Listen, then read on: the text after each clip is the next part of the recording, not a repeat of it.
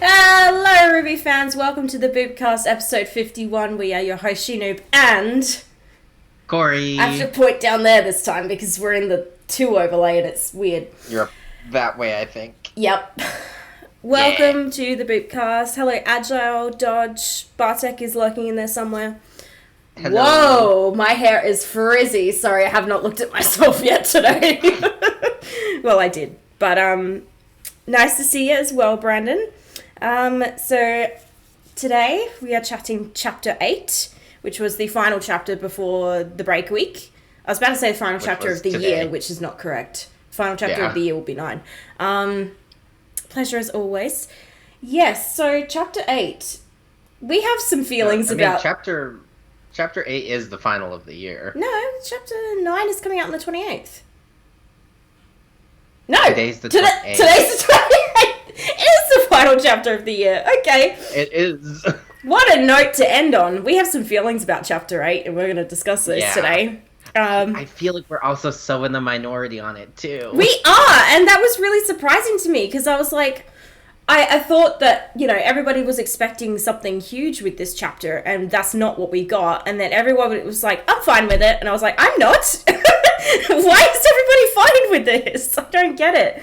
But yeah, we have some feelings, some strong feelings. I heard it was a resounding meh for most people. See, when I tweeted that, like, I was like, that episode was meh. So many people replied to me being like, I loved that episode. I thought it was great. And I was like, it wasn't. It was okay. It had its moments. It had one particularly really good scene. But the rest of it was just bizarre. Yeah. Well, I mean, I think that I explained it this way, is it felt like it was leading up to something and then just ended. And then just ended before it got there, yeah. Like, I don't mean that in, like, it hit the climax and then it ended us, leaving us like, dang. It didn't even get to the climax. It didn't get there. Yeah, it was so strange, especially considering it was the chapter before the break. And, like, everybody was expecting, there's going to be a 2-week break after this. We're expecting, you know, they're going to throw something at us. We're going to have to wait 2 weeks to find out what happens. But they didn't even get there. And the episode was so incredibly short. I can't really forgive that either. Especially because the runtime's been so consistent this volume, 17 to 19 minutes an episode. Having a 14.5-minute episode is yikes. Especially before the break. I liked individual scenes from that episode. That's the thing. I liked individual scenes, but together it was underwhelming. Yeah. And it was very much I set described up for it as 9. It'll be a great thing to watch one as a whole. Yeah. But as a week episode, it was like meh. I feel like chapters 8 and 9 are going to be 2 halves of the one sort of whole. Yeah. One that is way more palatable once the next episode or 2 come out. Yeah, exactly. On its own, and as the episode before the break, it doesn't work. But when we see chapter 9, I feel like chapter 8 is going to feel more complete. Because at the moment, it feels incomplete as an episode. Yeah. And I think that has a lot to do with the runtime as well. They just didn't get there in the runtime that they gave it. So I'm wondering if I'm going to see chapter 9 and think some of that should have been in chapter 8. I feel like I will definitely think that. Yeah. But we'll have to wait and see. Especially because I described it as, like, there were just, like, 2 scenes missing. I feel like we were just missing, like, the next scene in the actual, like, dining area, and then we were missing the next scene with, like, Weiss or Team Ruby, or even just Winter. Like, it felt like we were just missing something there. Yeah, definitely felt that way. Yeah, something was missing from this episode. Specifically about Larissa's tweet, she said that next week's corner random won't happen because she... Okay, so, yeah, they don't normally do a quarter of remnant on the break week when there's been no episode the previous week. But this year, what we're doing is because we wanted to have Dawn on the Boopcast. Nearly called it the Boopcast. I mean, at this point, we're just trash, so...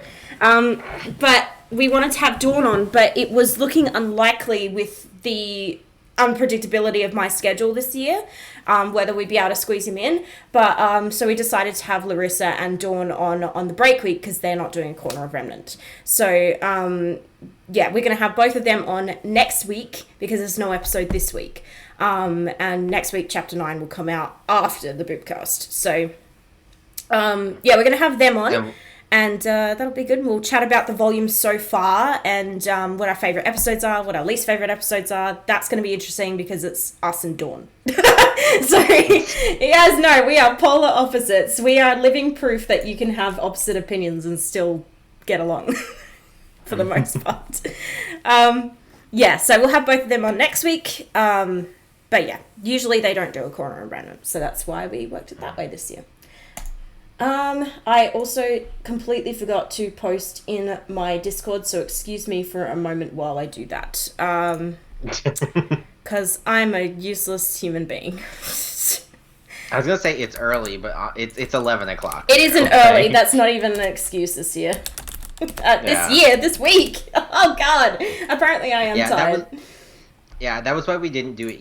The Boopcast yesterday is because it's just the two of us, and she had to work yesterday. I wasn't gonna make her get up at the crack of dawn just to do this. I had work 9 a.m. to 2 p.m., which is really shit because we usually start the Boopcast at 9 a.m. And forgot my train of thought completely just then.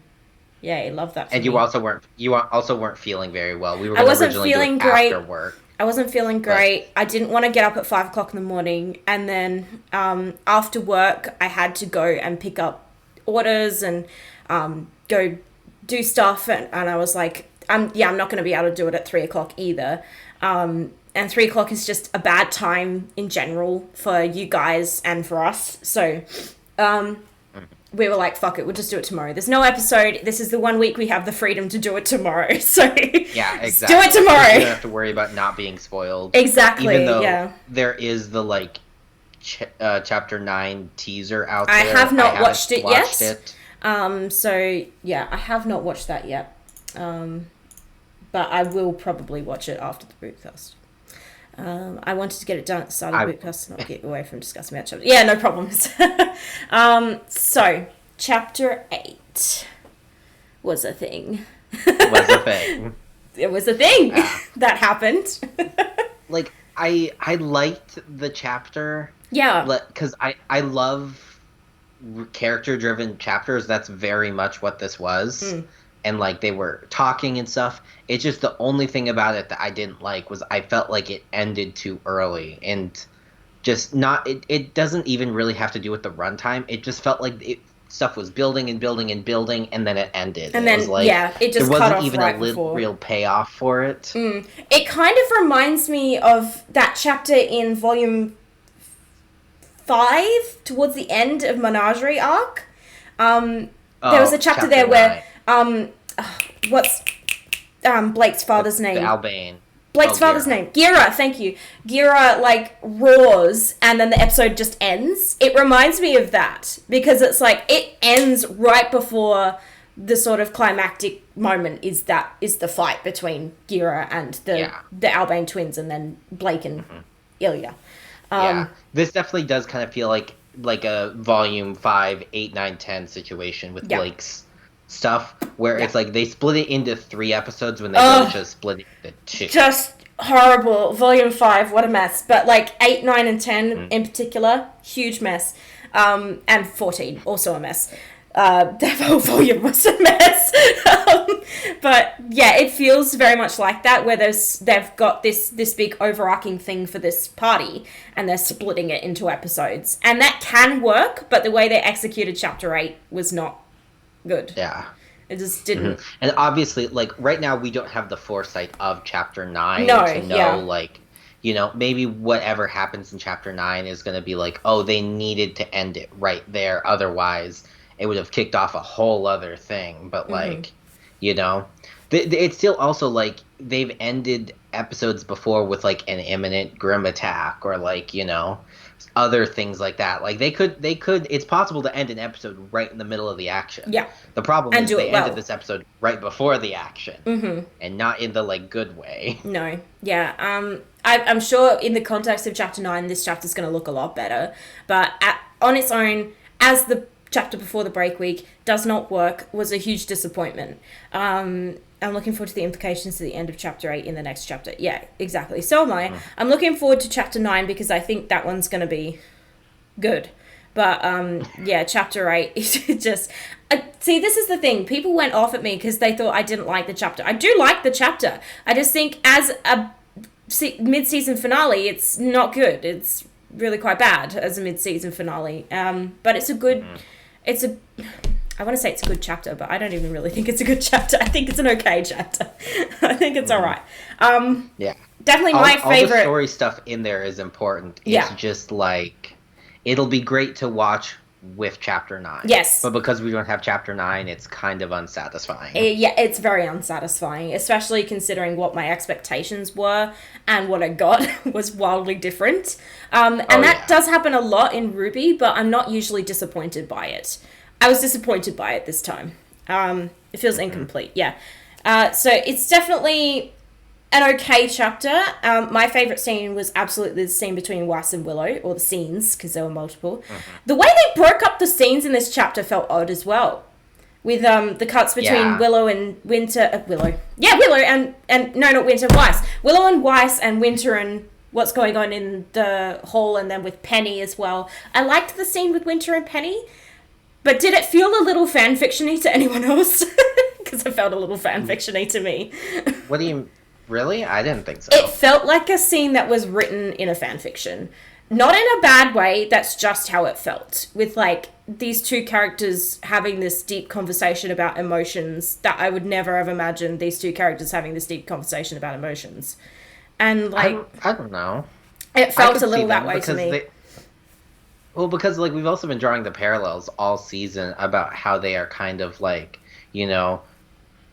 Ironwood's cold half and Ironwood's warm half. Yeah. And, like, the separation of, like, military and kid and inhumanity and stuff like that. Like, they're kind of those distinctions. So, like, having them have this chat about emotions, especially given what Penny's going through, makes a lot of sense, I think.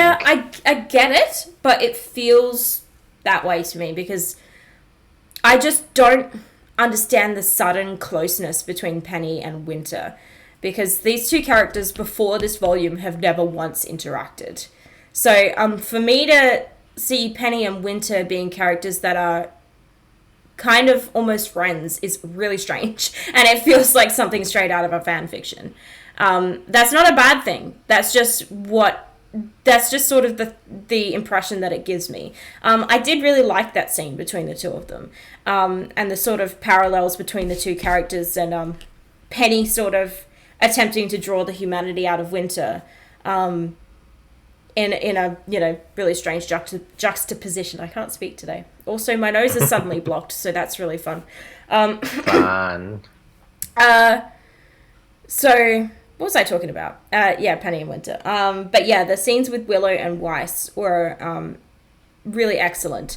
Just the whole tone of the scenes was... I couldn't even explain it. It was like almost like dread. There was this tone of dread in these scenes with the two of them.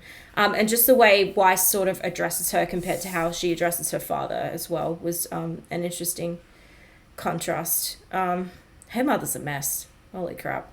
Yeah. I said this in my reaction, though, is like, for someone who's drinking herself to death, she looks like pretty good. She looks okay. Like, I mean, she looks okay.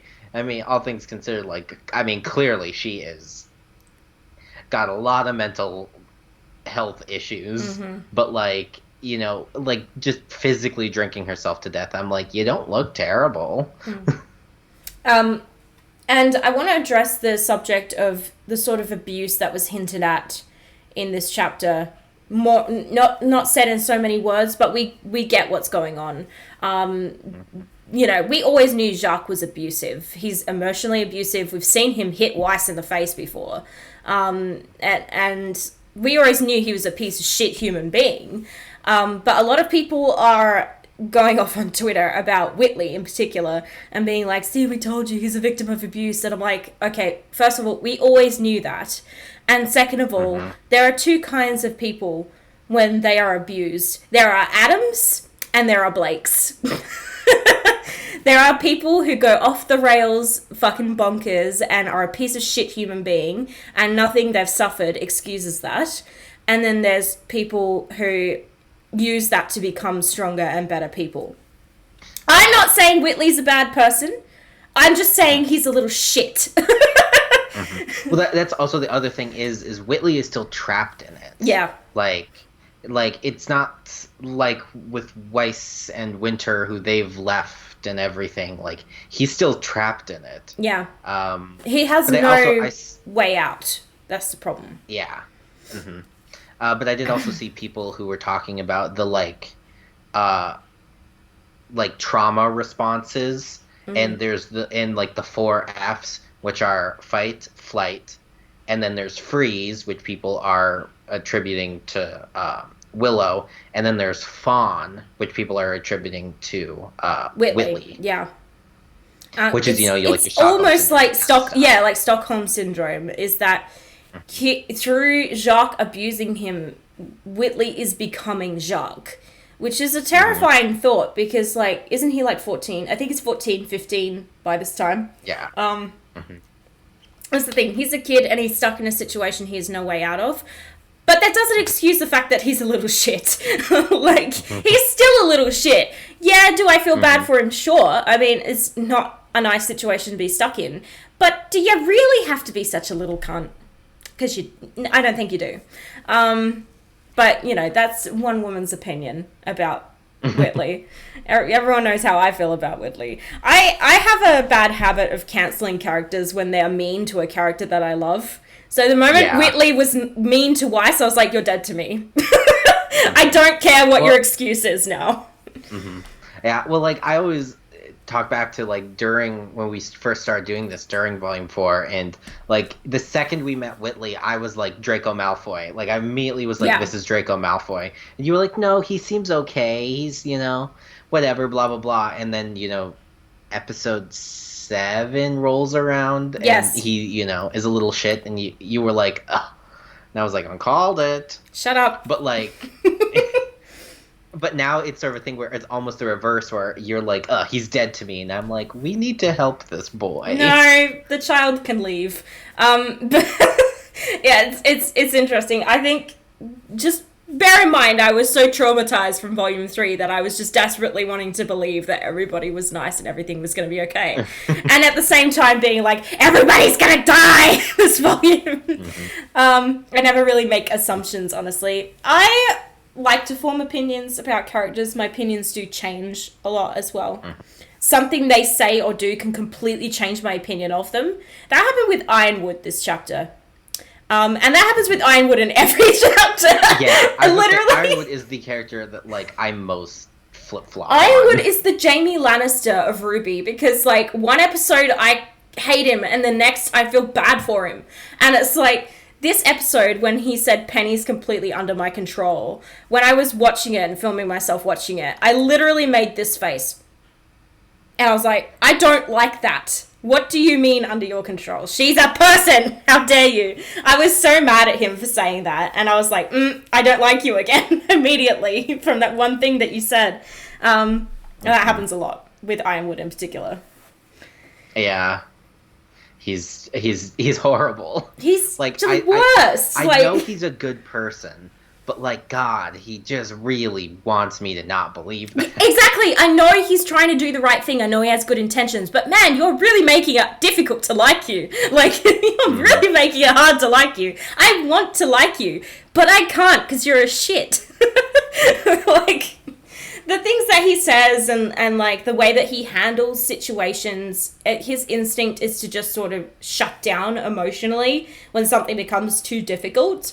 And I'm like, you can't do that. And it drives me insane. And he drives me insane. And everything he does drives me insane. But I'm still trying to like him. Why? I know where the story's going. I know I'm going to end up hating him because he's going to do something really awful. But I'm still trying to like you. Why am I still trying to like you? Well, but I mean, that is kind of, it fits with his, him being the Tin Man, like the Tin Man needs to find his heart and stuff. So like, he's and even what we've seen in chapter 7 is like he needs to like come to terms with his humanity and everything. Like he wants to be almost this unfeeling, impartial, robotic person. But like he's so trapped in his own but also having all this anxiety and all this fear and all this, dread and but desire to do good, and he like can't reconcile how to do that. He knows what he wants to do, but he does not know how to execute it. And like his instinct is to be like, okay, well, let's put the city under martial law, and this is not going to backfire on me at all. And that's not a good instinct to have, especially when things are as bad as they are. He's just making them worse. Oz needs to come and whack him with a stick. Yeah, he does. Like, honestly, at this point, I'm like, where is Ozpin? Can you please hit some sense into fucking James? Like, seriously. Come back, take over the situation, and stop Ironwood from doing something he's not going to be able to, A, control, and B, reverse. So, yeah. Maybe he has to trust love and open up his eyes. I hate you. I hate you. You're the fucking worst. Good lord. Yeet out of the chat. But yeah, Dodge also brought up that Jacques was so good at manipulating everyone's words. Yeah, exactly. And I'm like, that's so true in that episode. Like, he was constantly in control of that dinner party, and I was like, ugh, the whole time. Yeah. Because, like, everything anybody said, he was like, why, yes. Let me just twist this word. Exactly my point. Because these reasons. And especially when Winter leapt up and was like, you can't buy trust, you have to earn it. And then he was like, exactly my point. And she was like, oh shit, I should not have said anything. And I was like, this is his shtick. He is manipulative. This is how he works. And like, it's almost really cool to see him do what he's best at in a terrible way, because I hate him and he's a trash human and I hope he dies a slow, painful death. But it's but almost it's kind of cool to watch him do that. Lannister again, right? Yeah. Like, you love to hate him.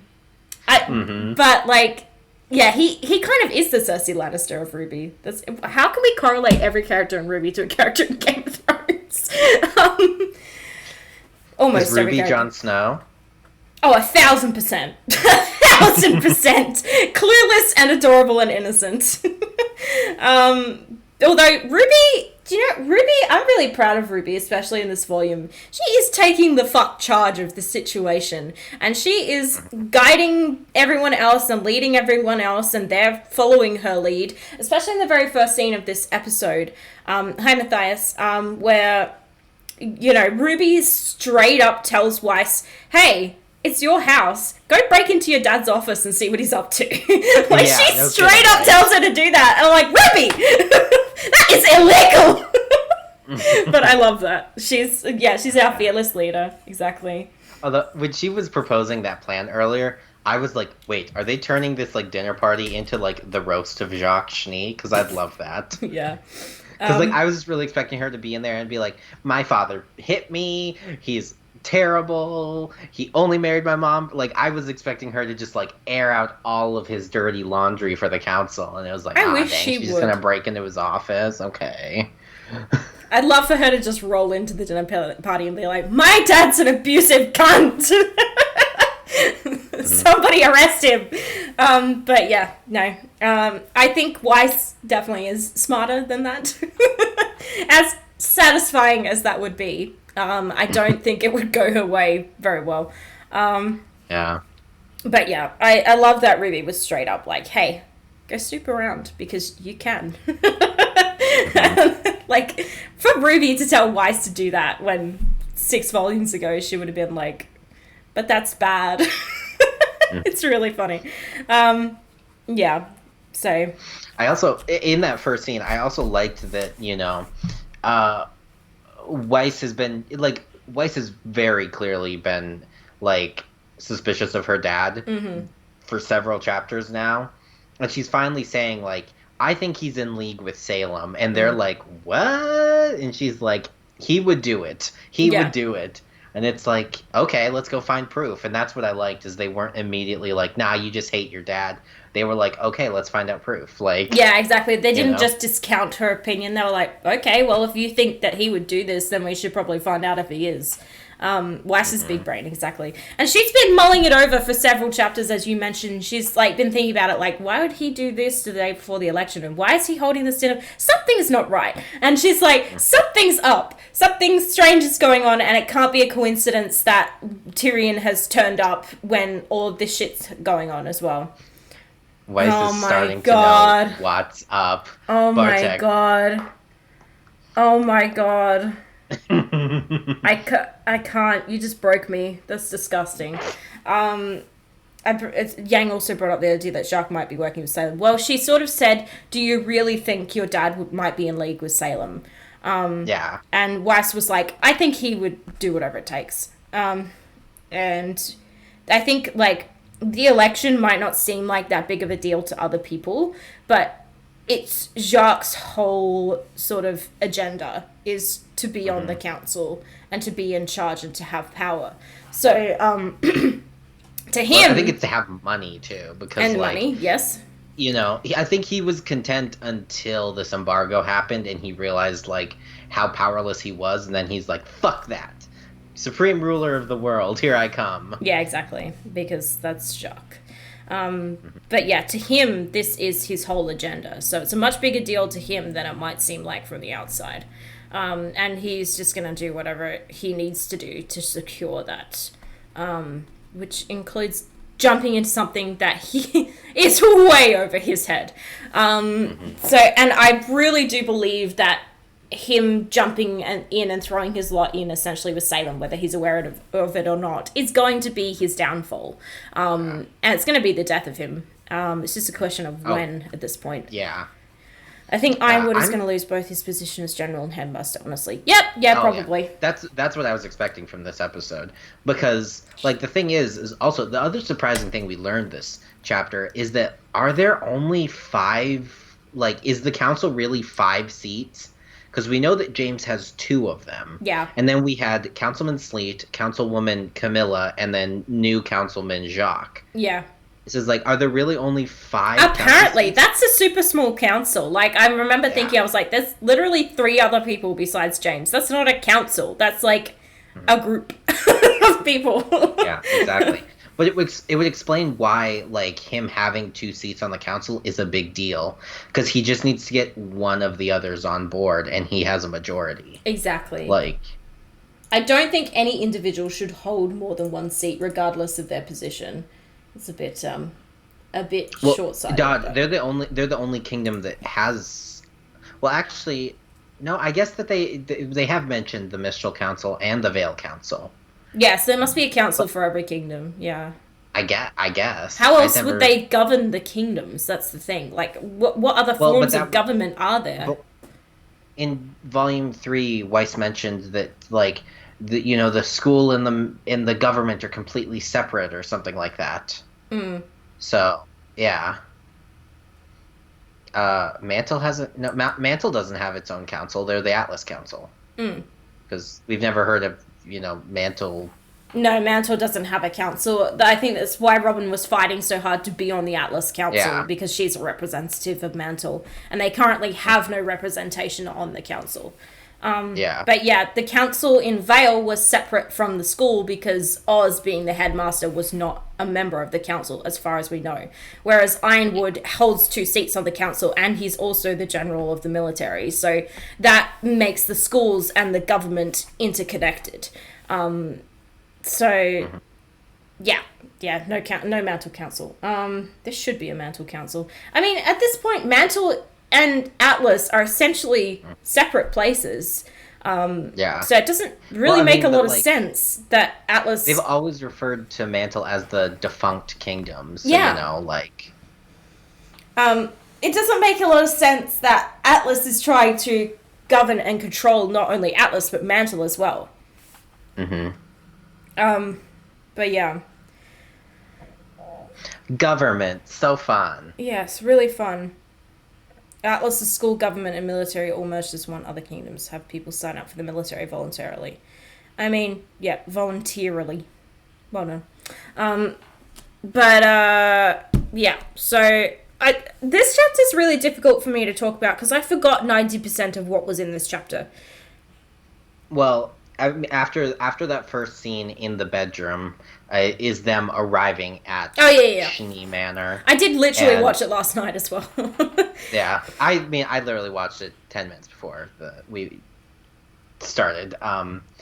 But I thought it was interesting that they brought the Aesops. Like, it just makes me even more worried, kind of, about a military coup. Mm-hmm. I feel like at this point, since it didn't happen in this episode, it's probably not going to happen. But like, as soon as I saw the Aesops get out of the other car, I was like, "Fuck." Mm-hmm. Mm-hmm.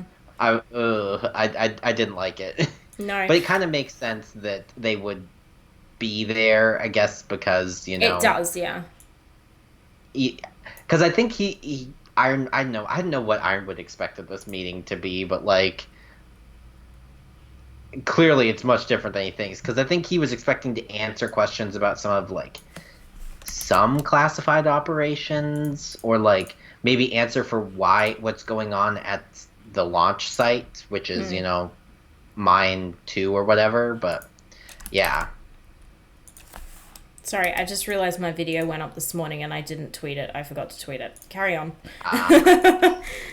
Dodge also, I don't know if you caught this. I saw people talk about it on Twitter though. But on the like front of Ironwood's limo thing was a little T-Rex. Which is clearly a reference to the Ruby Rex from the early days. Yeah, I've completely forgotten about Ruby Rex. That was like a meme back in volume, 2? Mm-hmm. Volume 2 or 3? Well, I mean, it was volumes 1, 2, and 3. Yeah, I still don't know why that meme exists. I don't understand a lot of memes, to be honest. It had to do with their rendering. Like, when people were rendering stuff, they like put the T-Rex on their computer or something. I don't remember, but yeah, it had something to do with rendering.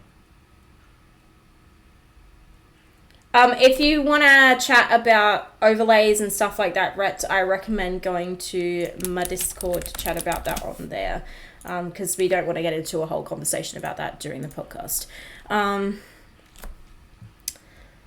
Yeah, Monty did actually create the meme. Oh, that's right, he did. See, I've forgotten all about this. I just block volumes 1, 2, and 3 out of my memory. That was also... Ruby Rex was even before volume 1, because I remember, like, seeing, like, Ruby Rex the band with the, like, him playing the drums. I remember that. Yeah. God, I haven't thought about Ruby Rex in so long that I'm like, I'm trying to remember all the meme. But yeah. The other interesting thing about that scene was that the limos are all, like, they drive on gravity dust. Like, they don't have wheels. They hover. They do. And I'm like, that's so extra, but I love it. It's really extra. Like, also just use the wheels. Use wheels. I mean, we've seen cars with wheels in Vale before. So, and not Mantle, Anima. Anima... We didn't really see any vehicles in Anima now that I think about it. Horses and Yang's bike, that's about it. And in Mantle as well, they have vehicles with wheels. But in Atlas, also, they have these hover cars. They had wheels. Yeah, they did have wheels. But yeah, rich people in their hover cars, I suppose. Dust brings an interesting element into it in that they can have all of this sort of really advanced technology with the use of dust. So don't mind me, I'm just tweeting. Still tweeting? My goodness. Sorry, I had to talk and tweet at the same time. It was very difficult. Just the ships, boats. Oh, true, the boats. But I mean, even those were like kind of like steam powered. They looked pretty generically steam powered. Yeah. Which, I mean, again, steam would be a really easy resource for them to make with dust. Just a little bit of fire dust, a little bit of ice dust. Va-va-voom. Yeah, You the got integration of steam. gravity dust for a lot of things. Don't get Cory started on gravity dust because I love gravity dust. I know. Listen, gravity dust is the most versatile dust, and it has the most practical implications in everyday life, not just in combat or used for huntsmen and huntresses. It has a lot of practical uses, and it's holds Amity Arena up, and you have hover cars, and that's really cool. And we've seen gravity dust used really well in weapons, like Maria's weapon, and it's a really cool dust. It's my favorite dust. I think it's the coolest dust. It's the most versatile dust. But don't get Cory started because we'll be here forever. I am not going to say that. Oh, that was a self-edit. Holy shit. Never mind. Moving on quickly. I will tell you after. I forgot to mention what you said before the podcast. I was going to say, are we going to skip over how I almost killed you before the podcast? Right as we went live in the starting scene, we were talking about pajamas because I was seriously considering wearing my pajamas on the Boopcast this morning. And I'm wearing pajama pants. Yes, I wasn't going to call you out, but you called yourself out. Cool. Listen, it's relevant for the They can't see. It's fine. But Cory then randomly says to me, every time you say the word pajamas, I think you're saying vagina. Just the way she says pajamas. Pajamas and vagina don't sound remotely alike. I don't know what he's talking about, but I was deceased. I was in the middle of drinking and I almost choked and died right at the start of the podcast. Fucking asshole. Yeah, it was amusing. But anyway, going off on that tangent because I just remembered that. Yeah, I mean, welcome to us. Have you guys watched our streams before? Hello. We are the same person. But what were we talking about before I went off on that tangent? Gravity dust. Oh yeah, okay, let's get off the subject of gravity dust. So the episode. But after, now that you mentioned it, Cory, JK, doesn't sound like that. Or maybe. It doesn't! I mean, I say pajamas the same way you do. I don't understand. listen, Except you say pajamas. The way you said it that one time, it just sounded like it to me. My brain was immediately like, did she say vagina? No. No! Well, you say pajamas because you're American, and Americans say everything wrong, but Pajamas. Pajamas. Pajamas. My pajamas. Why are we talking about pajamas? Let's move on. So much for this being a short podcast. We're 44 minutes in and we've hardly fucking talked about it. It really is. Listen. It is a him problem. He's got a lot of him problems. I have so many him problems. Why does that sound so weird? Okay, just say PJs. Yeah, I mean, true. That's so infantile to me though. Like pajamas. I don't really. You know what? Let's get off this topic completely before I go off on another tangent. We're not going into a discussion of accents. No, we're not. We're not talking about Jimmy Jams either. Okay. Yeah, chapter 8. I really like that wide shot of everybody standing at the door. But yeah. The thing that made me laugh about it is because I used it for the thumbnail this week, but you can hardly see Penny. You can just see a bit of her dress and her hair sticking out from behind Ironwood, and I'm like, why is Penny just like huddled in the background? I mean, I get it because they want to kind of like hide her from view, but I'm like, Penny, like she's being covered by Ironwood. Penny has. I also thought a really interesting detail in the episode that I feel like 90% of people missed is that in that scene where Winter walks up to Ironwood and they're doing the whole scene about like, you'll have to pay me to smile, sir. You know, you can see if you're looking under the car, you can see Penny get out the other side of the car and walk around. Oh, I'm like, I didn't that's notice such an interesting side detail that you probably don't even notice it, but I was like at the time I was like looking at the car and the gravity dust and everything, and I was like, oh, Penny. Of course you were. Of course you'd notice that because you were looking at the fucking gravity dust. I mean, yeah, with all due respect, so you'd have to pay me. That's one of my favorite lines of Winter's so far. I do like the way that they are trying to humanize Ironwood a bit this volume with like him just like smiling at her saying that, like such typical Winter. But yeah, the wide shot of everybody sort of standing there at the door, together, but like kind of smooshed and huddled in together. It's a really interesting shot, and huge props to the animators for this chapter. The amount of characters they've had to animate, holy fuck, that's a lot of characters to have on screen at once. Yeah. Especially once they all go inside. Mm-hmm. I really liked the editing in the part where they were trying to throw food on Whitley. I really loved the editing there. I love every time they do those sort of split screen edits because it reminds me of Orin High School Host Club, strangely enough. It's very anime, but it also reminds me of Volume 2 when they originally started experimenting with that kind of editing. And that's one of my favorite chapters of Volume 2.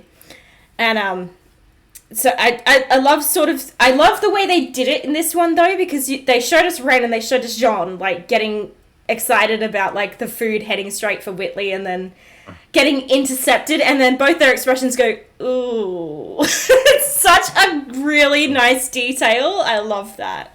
Kleiner's gone, I know, but we knew that was going to happen. I wasn't surprised. I love how Ironwood chuckles at the small things, yeah. Yeah, I'm just glad that, like, I mean, granted, we don't know where Klein is, but, like, you know, hopefully they didn't have him killed. No. Whitley says he was let go, but I don't think they could have logistically. I don't think they could have logistically had him killed. I feel like Jacques would just have fired him, and that been that.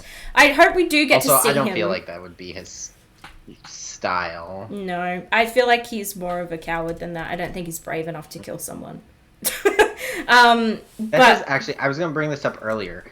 I wonder, how much in the know is Jacques about, like, Watts's plan? Like, not the fuck at all. Watts has told him the bare minimum, for sure. He doesn't know shit. All he knows is that Watts can help him get power, and that's probably all he cares about, so... But, what does he think about the like, I'm like, did he know that the massacre was orchestrated by Watts, or does he just think that, you know, Watts just hacked into the election and made him win, and that the massacre was completely separate? Like, I really want to know how in the know Jacques is, because, like, does he know about Tyrion? Does he not know about Tyrion? I don't think he knows about Tyrion. I guarantee he doesn't know about Salem. Like, no. He doesn't know anything about that. I don't think he knows about Tyrion. I think he's aware of the heating system. I think he gave Watts access to that system because the SheNoob Company controls that system, the heating system. So I think he's 100% aware of the fact that Mantle is currently in the cold, and he does not care. Because, like, why else would Watts have waited until now to shut that down unless he was waiting to get access to it and waiting for the right moment? See, when they mentioned the heating grid in Chapter 7, I was like, because they were talking about it in the context of, like, who gets access to Atlas's security. So I was like, shit, that's how he's getting access to Atlas's security. And granted, it may still be the point, but, like, I didn't even think about the fact that it's like, but he's also in control of the heating grid. Like, he's just turning off the heat. Do you know, the first time they showed us those heat lamps all around Mantle, I was like, I wonder if that's going to be important later. Because it was just like an off thought that I had about the fact that there were so many heating things, and they kept doing close-ups of them. And I was like, are these going to be important at some stage? Like, are they going to turn these off or something? Because it's cold in Mantle, so turning off the heating, it could be traced back to Jacques, but, you know, he can just deny to the end of, you know, time. He can just deny away. He's betraying him to cause as much chaos as possible. Mysterious hacker.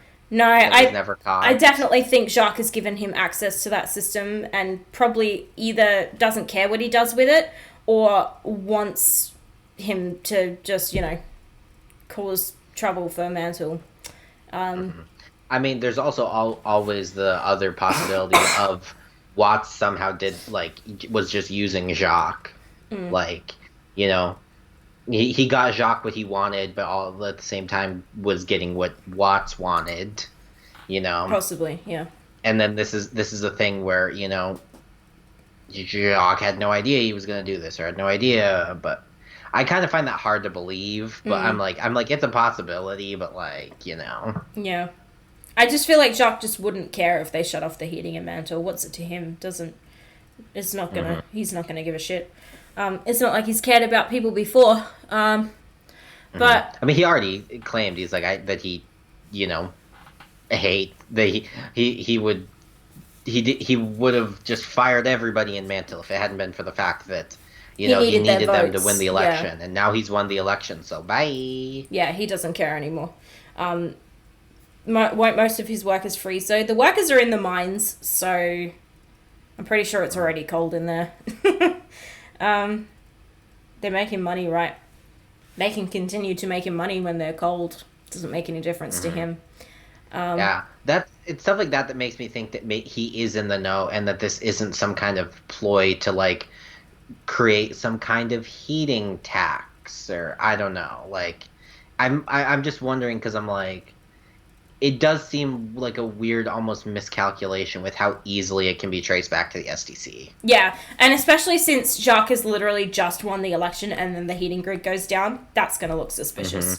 Yeah. So, yeah, I think people are going to probably blame him directly for that. Well, they mentioned that Jacques is taking part in something that is beyond him. Yeah, exactly. She said she's worried that he might have got into something that's too big for him, which he has, for sure. Yeah. But yeah, the fact that Willow seems really in the know about that, and the fact that she's put cameras all over the house, and she seems incredibly paranoid when it comes to Jacques, with good reason. It's really interesting to me. She's a very interesting character. And I'm sad because I don't think we'll get to see more of her. I think this is all we're going to get. Yeah, I think if we might see a little bit more of her, because people are talking about that there's an interesting thing with the bottle of vodka she's drinking. It was like Six Swans, and there's a fairy tale about the like Six Swans, and I don't remember the specifics of it, but it's basically like, this woman was cursed and all of her children were turned into swans, and she had to like sew them all shirts while she couldn't speak a single word, and like if she spoke, her sons would stay swans forever, and she was accused of some crime and blah blah blah, and she eventually finished making these things, and she like freed her family in silence, and that was kind of like the moral of it. And I'm wondering if there's more to that, and how she's going to be like, instrumental in Ironwood's fall. What the fuck is this fairy tale? I've never heard of this. I saw people talking about it after the episode came out, and I meant to do more research into it, but I just couldn't be fucked with this episode to care. No, I don't care enough to do research. Yeah, that's interesting. I've never heard of that fairy tale before. That is just weird. But she's definitely a very interesting character, and I hope we get to see more of her, but I don't think that we will. But yeah, I do feel really bad for her. For sort of the shit she's had to suffer, and being married to Jacques is not going to be fun in any sense of the word. I do still despise the fact that she sort of abandoned her children because she couldn't deal with the fact that she was being used by Jacques. She shut down and became an alcoholic. And again, there's two types of people. And it's like, I still can't forgive her for that. I do feel sorry for her. But she's almost brought her current situation on herself by shutting down instead of taking action. She could have been smarter about it if she wanted to. She could have taken Jacques down from the inside. Like, she has the ability and the potential to do that. But instead, she just shut down and became a recluse. Bye, Bartek. Which I can understand. But we also don't know. But I don't know if I can forgive. We don't know the extent of how she was abused, though. No, we don't. 'Cause, yeah. I mean, I would guess, based on the way she was talking, though, that she was, physically... I feel like she was definitely physically abused. For sure. She was implying there she was worried he was going to come and kill them. Yeah, she was saying that she's placed cameras everywhere just in case, she needed proof if he did something really terrible. and physically Also, abuse them. Yeah. really interesting detail there. She has one of the old scrolls that has like the two. I Yeah. noticed that. I was like, oh yeah, because I guess she probably doesn't get out much, and No. like, old tech. But I was like, ah, cool. Yeah, she They has didn't an just old like scroll. fully Yeah. replace all the scrolls and suddenly everybody has new ones. Yeah, I feel like the new scrolls that Team Ruby has are relatively new as well on the market. So they've just been given them a standard issue by the military. But yeah, she's got an older scroll, which is an interesting detail. She's not in a position to fight back. There are different Yeah. ways to fight back. You don't necessarily have to do it openly. She is doing things to fight back, like putting the cameras around and snooping on Jock and things like that. But she's such a recluse and such in a dilapidated state, she doesn't have the power to use that to do anything about it. So, yeah, that's the trouble with Willow, is that she's not in a position to fight back, but she's kind of put herself there by reacting to things the way that she has. But I can't blame her for that, because everybody reacts to abuse differently. Some people fight back and some people shut down. So, I can't blame her for that. But when it comes to her children, as a mother, I can't forgive her for abandoning her children the way that she did.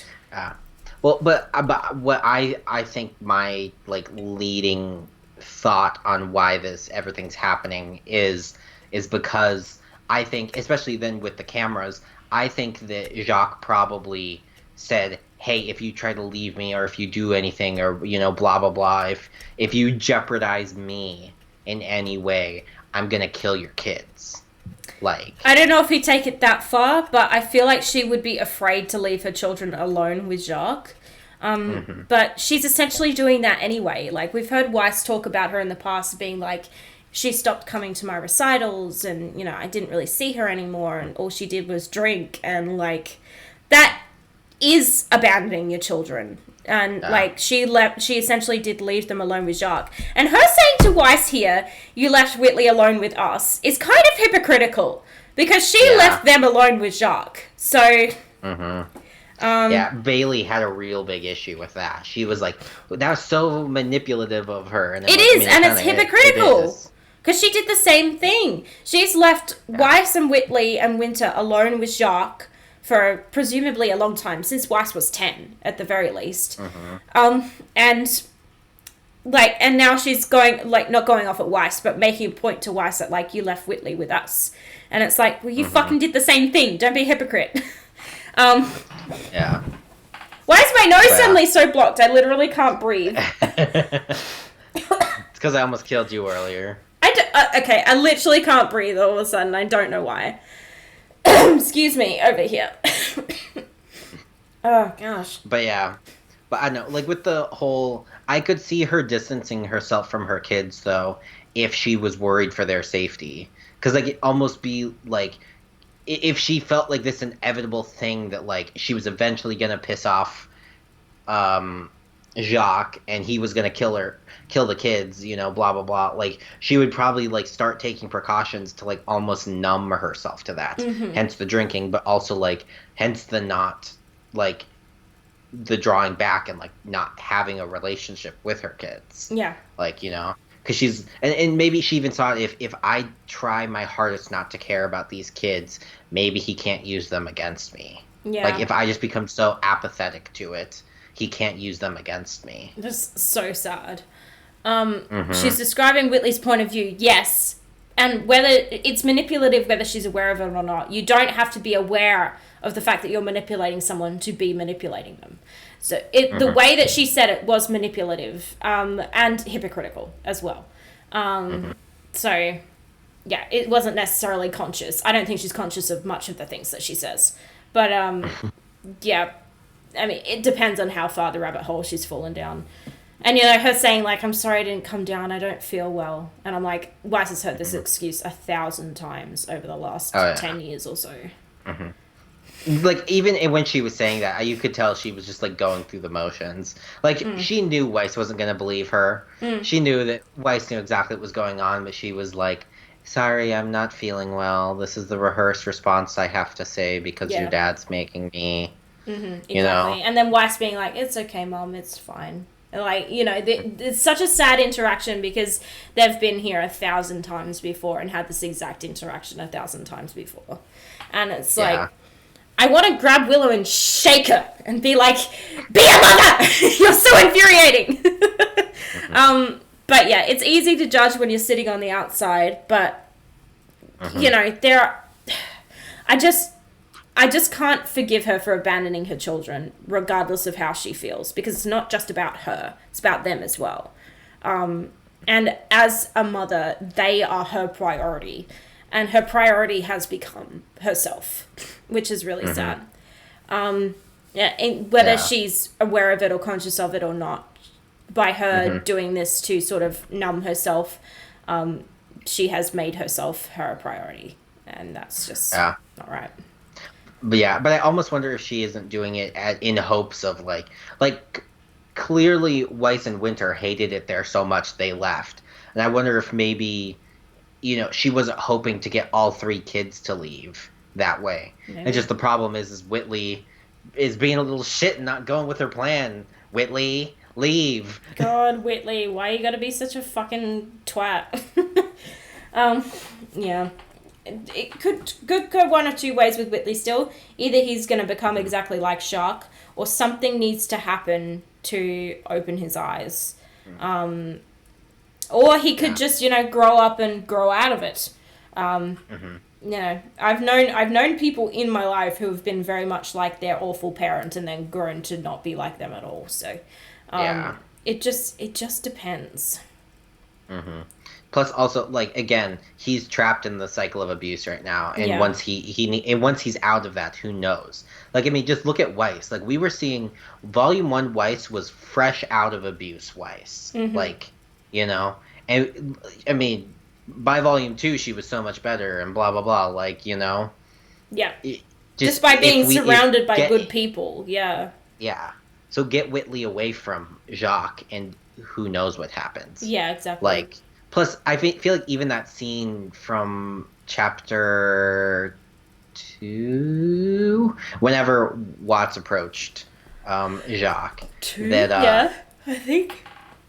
Yeah, like that little thing with Whitley. Like, Whitley already has doubts about his father and stuff like that. So I think that... even though he very much emulates his father, I don't think he is his father yet. Yeah, Whitley and Weiss's interactions this episode were interesting as well, I thought.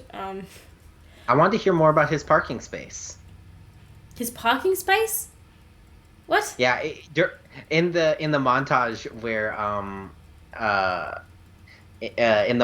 where they were like all of Team Junior were gathering up the stuff, and they were like had that little cut to Whitley, and Whitley was talking to Weiss about how the SDC is going to be giving me my very own parking space.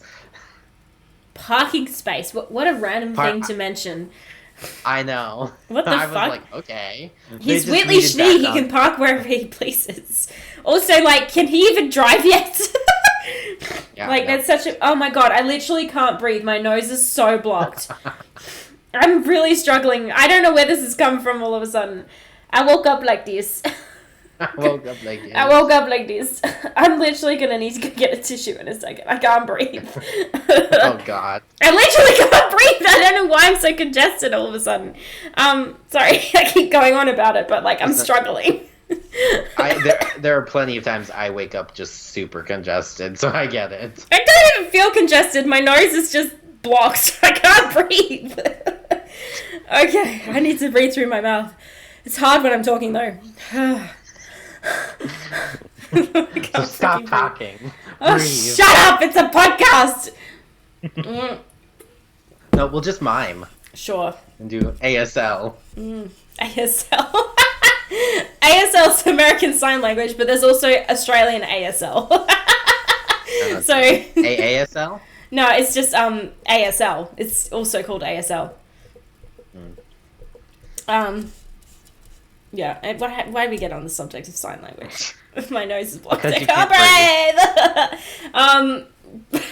I'm suffering. I'm dying. So, yeah, what else happened in this episode? Okay, well, I feel like we skipped over probably your favorite part of the episode at all. Crow flirting with Clover. Oh my god! Yes, we need to talk about this! I literally can't breathe. I've got phlegm in the back of my throat now. That's disgusting. Stop laughing. It's not funny. I'm gonna die. Why did I suddenly get a cold live on stream? Bye, Agile. Thanks for joining us. It's not funny, you dick. Shut up. Are you crying? No, God. I'm gonna steal some of Thomas's brand and say this has been a shit show. Well, yeah, I mean, yeah. It's always a shit show. Crow and Clover, like, oh my god. So far, it's just been Clover flirting at Crow and Crow sort of being like, and Mustard. yeah, and now Crow is flirting back, and I'm like, you two need to be stopped, but also never stop because I love you and this is amazing. Please continue. That moment of eye contact, like... Yes. The yes. I have no other word but yes. Yeah, Clover even looked like almost taken aback at first because he was like, the fuck? Huh? He's reciprocating the flirting now? Yeah, exactly. Yeah, but Crow being like... Yeah, me flirting with people and then them flirting back, and it's like, wait, this is... Hang on. Wait. But Crow being like, well, they already invited you, didn't they? And I half expected him to wink. And I was like, damn it would have been so good if he winked. Because Clover has winked at him a couple times before. I mean, that's one of their ship names. It's one of them. Crover. I hate it. It's not good. But I just any interaction between these two, I'm like, please tell me they're not queer baiting us, please. Like, I don't want it to be a queer baiting situation. I really want this to happen. I know, it's so frustrating because everything is subtext still, and it's like, ooh, just give us a little bit of real text, please. Let us know. Even if it wasn't originally the plan to make them a thing, please change the plan to make them a thing because the fans want it so bad. Like, and if they, at this point, if they don't, it will be queer baiting because they're straight up flirting with each other, and they have been since the start of the volume. Like, even the very first interaction, well, maybe not that, but the next one after that. The first one. Yeah, he had him tied up on the floor, and they were sexual. That's kinky. Whatever they're into, whatever floats their boat, so I don't judge. I do judge a little bit. If you like feet, that's fucking weird. Like, this seems like it'll be happening. I don't know, because some of the animators have sort of talked about some of the scenes between Crow and Clover, especially Charms, especially in episode 3, where they were like, that came off extremely gay, and we didn't really mean it to. And I'm like, no, please don't tell me it's not so. Tell me they are intending this and not. It's not coming off unintentionally gay, because if that's the case, I'm gonna be real mad. Especially if they turn Clover into some kind of nasty person, which I'm not sure about at this point. Yeah, like, everyone's been talking all season about the traitor, and I've been so skeptical of it the entire time because I'm like, I don't think that, like, there's always going to be a traitor. I don't think we have to worry about there being another Lionheart. Almost said Ironwood. Lionheart in our midst. But, like, especially at this point, like, I've conceded a couple of times on little things where I'm like, I could see this evidence, but I just don't see it yet. I'm like, they aren't leading up to it, I don't think. And maybe I'll be really wrong. Even, like, the look that Clover gave Winter in the last chapter when Ironwood was going off, just, like, looking at her, and they looked so uncertain. I don't pick Clover for a bad guy. I just really hope that he's not, because I want this ship to sail so badly that at this point, if they sink this ship, it's going to crush my soul. Because I need this, and not only I need this, the male LGBT demographic that watches Ruby needs this so badly, and the bisexual demographic needs this so badly, and, like, I fit into one of those categories, so, Do you think there's any weight to the traitor theory? Yeah, there doesn't need to be one. If there is one, it won't necessarily be surprising. Who it is might be surprising. If it's Clover, I'm gonna be pissed. Like, I'm just gonna be so angry. I'm gonna flip my lid. It's not gonna be good. I just don't see it because, like, again, we already have Watts and Jacques and Tyrion. Yeah, that's what Salem's Dodge is saying, coming. yeah. We've got Cinder and Neo as well. Like, we don't need more villains. We have enough villains. Watts is essentially the guy in the know, because he has access to all of the systems, and that's what they need. Is they need that access, and he's got that. And now he's in with Jacques Schnee as well. I feel like it's unnecessary for them to have a traitor in Ironwood's ranks, other than to know sort of what he's planning. But they can find that out on their own anyway. So. Yeah, I don't see it. I don't see it for Clover at this stage. I'm just really, really hopeful that that's not going to happen and that they're not going to turn against each other, because I need them to fuck, and quickly. Like, at this point. A traitor would be a punch in the gut at this moment. Exactly. I don't think it'll be Clover. I think that's too obvious. I don't know about obvious, but... I don't think it'll be Marrow either, because everyone's always going like... Oh, God, no. You know, Clover, Marrow. It's definitely not Marrow, for sure. We haven't even seen him. Oh, well, we saw him in this episode, but he didn't say anything. Yeah. Yeah, well, he did. He went out to patrol with Clover. Oh, yeah, he had one line. He didn't want to be in the Schnee house. Fair enough. I mean, the Schnees are very racist people. Well, Jacques is. Jacques and Whitley. Not the rest of them. But... yeah, I mean, I just hope not, because I just really need them to be happy. I just want Crow to be happy, and like they fit so well together. No pun intended. Yeah. But like with Crow being bad luck and Clover being good luck, and like they have this nice contrast going on, and they have really, really good chemistry, and they seem to be into each other.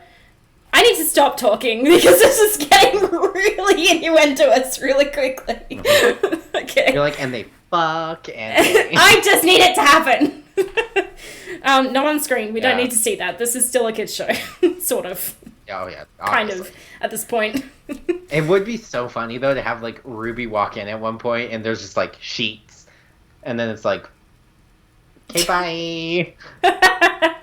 Oh my god. People thought that... I remember when I went to see the Volume 4 finale live at RTX2D, and Ruby walked into the room where Crow was sleeping, and there was just a mound under the blankets, and people were laughing, and Larissa, like, turned to me and she's like, why are people laughing at that? And I was like, I think they're just dirty-minded, because I think people assumed it was Nora and ran up to them. Yeah, it was right after the Renora scene. It was immediately after that, and then people were just like laughing. It was on the other side of the hall. People were just like cackling, and I was like, you guys are filthy minded. This is a G-rated show. How dare you? Actually, it's PG, but whatever. But yeah, well, it doesn't technically have a rating. It's an internet show, but yeah. Yeah. They typically try to keep it at least PG-13. It would be hilarious if it happened at some stage. At this point, Ren and Nora are concerning me greatly, because they've had that beautiful kiss moment, but Ren's still being a douche. So, and they haven't spoken since. I know that there hasn't really been room for them in the story. Yeah. But they need to address this at some point, because this is getting real uncomfortable for everybody around them at this point. And I mean, it seemed okay though this episode, because like they were the two that executed, you know, Operation Kill Whitley. Yeah, that's true. But in the last episode, when Ren was like, "Yes, sir," Ruby and Nora gave him the look of horror, like, "Excuse me." Yeah. But yeah, I need them to sort out their problems, because I love my babies and I want them to be happy. I assume it'll reach a conclusion by the end of the volume, hopefully. I think we'll reach at least some sort of understanding. I don't know about conclusion, because, like, you know, kind of got to keep that relationship drama going for a little while longer, probably. Mm-hmm. Or maybe not. Thank you for the follow, Benny Barrigades. Welcome to the Noob Army. Yeah. So, what were we talking about? I've forgotten again. I mean, Crow and Clover. Yep. And We're basically just talking about ships at this point. Yeah, I mean, we always talk about ships. Every single week this year, we've talked about shipping and LGBT rep. Every single week. Like, when I've gone to do the descriptions of the Boopcast on YouTube, I've been like, and we talked about LGBT rep again. Like, that's all we talk about. I swear I already followed Monka. Well, thank you for the follow, Benny. I don't know what Monka means, but, you know. I think you mean Monday, but... maybe with the Nora backstory. Yeah, we're supposed to be getting more Nora backstory still this volume. And I'm like, we're at chapter 9 at this point. We got 9, 10, 11, 12. That's 5 chapters left.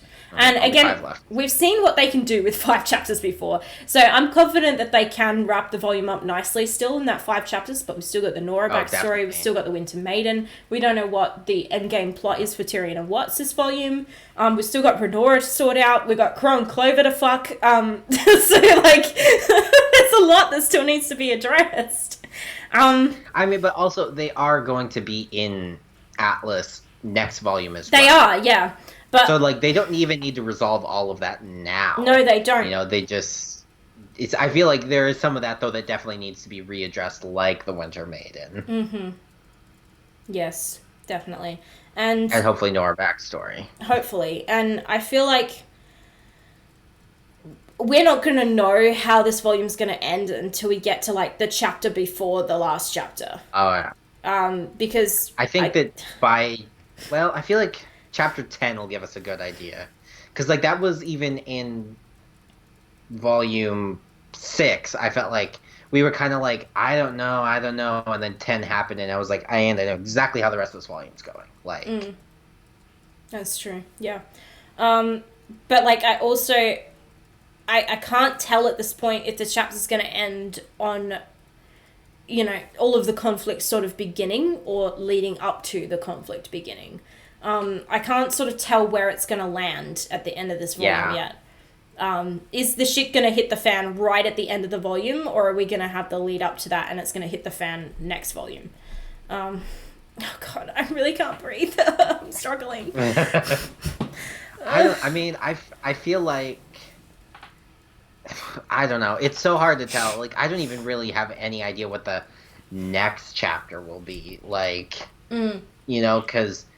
I mean, we have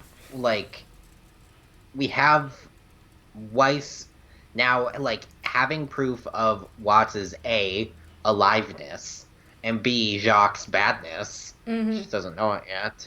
Like, so like, that's clearly going to propel conflicts forward. Whatever's happening in that dining room is going to propel conflicts forward. Whatever Jacques' planning there, probably having... I think that he's probably going to get, like... him either, because that's the thing is Ironwood gets his 2 seats because he's the headmaster and the general, right? Is that why he has 2? What's that? Ironwood, he has 2 seats because he's the headmaster. The headmaster and the he's general, also the general. Yeah. So it's like, I'm like, which one will they, like, is he going to try to get rid of both of those? Only one of those? Like, people think that because Robin's there, they're going to give Robin one of the seats. Yeah, but which one? The headmaster or the general? Neither really makes sense for her. Yeah, unless she takes his spot and he becomes general. I have no idea. Or headmaster. He's not going to be good for either of those either.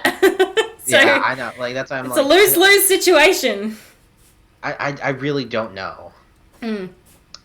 Don't discuss the preview, please, Pro Haste, because I haven't seen it yet, and Cory's probably not going to watch it. So yeah, I since I'm reacting, I don't want to watch it. No. Even though I know it's there, and like I could probably just react to it. I'm like, I'd just wait for the episode. Yeah.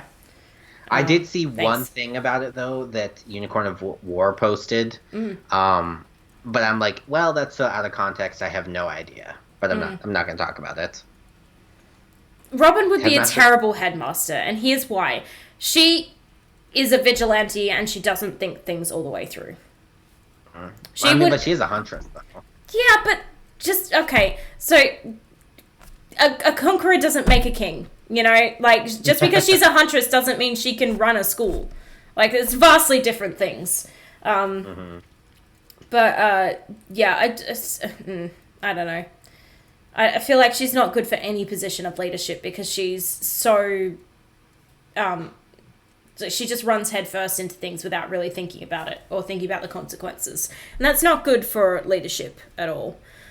So yeah, I don't know. I really have no idea what's going to happen next chapter. I don't think the Red Wedding is going to be a thing, judging by where the conversation in the dining hall is heading. So I think it's going to be more sort of them stripping Ironwood of all of their powers, of his powers situation.